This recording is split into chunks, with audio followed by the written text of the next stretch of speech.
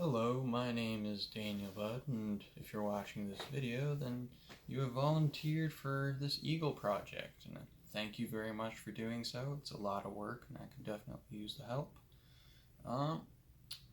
So I'm going to be teaching this step with the EDGE method, which is to explain, demonstrate, guide, and enable. The first two are easy, where I explain how to do it and then show how to do it. But the next two steps are guiding, where I let you do it and offer advice and then let you do it on your own. Those are harder to do over a online project, but I'll do my best, and if you have any questions, you're completely able to send me an email or ask for a Zoom meeting to explain the process more. It's perfectly fine. So for the first step, you'll get 25 of these squares. Not actually squares, but it's a simpler way to say it. And also you'll get a lot of these long and short. That one's not a short, it was folded in half.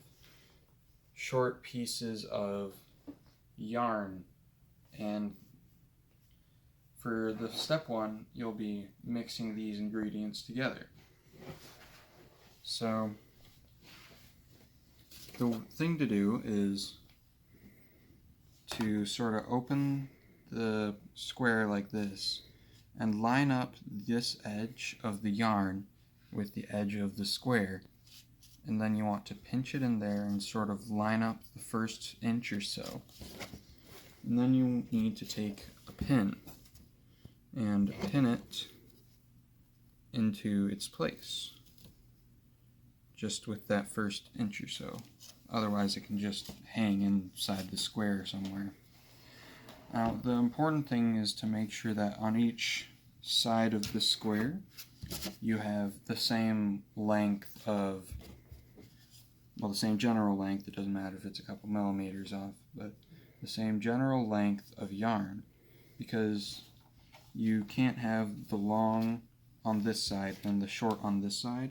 You need to have the long yarns on the same side of the square and the short yarns on the same side of the square.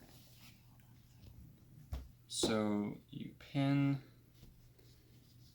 all four of these yarns in place, making sure to get the short yarns on the same side and the long yarns on the same side, all lined up with the outside of the square and not really poking out, not really too far in, just right. And then you pin it. Be sure not to stab yourself. And you don't want the yarns to be hanging out either. You need to make sure they're inside the square because we're going to sew it. And so, after you have all these yarns pinned, as we do now,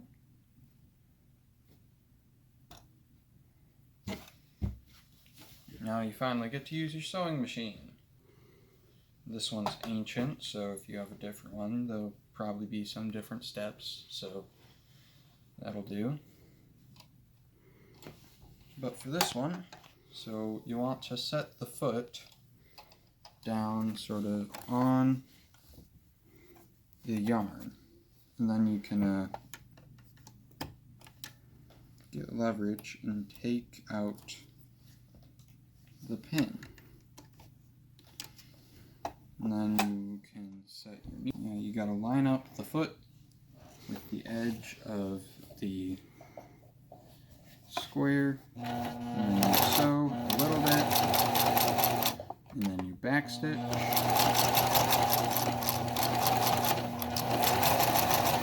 and then you sew all the way down, get to around here, you can take out the bottom pin and sew across. And then back stitch, and then front stitch, and then you can lift the foot, pull it out. Cut the thread, pull it behind, then you just cut these other pieces off. They don't matter anymore, you can just toss them to the side. Probably should get a garbage can handy, but it's the thing for another time. So now you have the other side, which is going to be a little more complicated because you're going to leave a hole in the middle of this opening here. So you'll have the same first step. You put it down onto the yarn, you pull out the needle, line it up with the side of the square, put the needle down, sew a little bit, back stitch a little bit, and then around here you're going to stop because you're going to back stitch, and then front stitch, and then you're going to lift it up the foot, pull forward the square, and leave about a 2-inch hole there. I don't know if that's actually 2 inches, but it looks like 2 inches to me, so I'll call it 2 inches. And front stitch, back stitch means you can take out the pin on the bottom, sew all the way down, and back stitch, front stitch, and lift the foot, pull it out, snippers, all the outlying threads, snip them off, and then you can snip the yarn that is over your opening, the thread that's over your opening.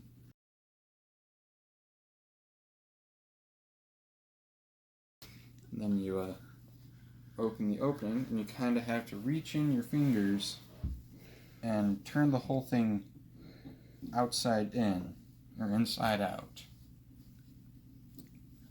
Opposite of inside out, whatever that is.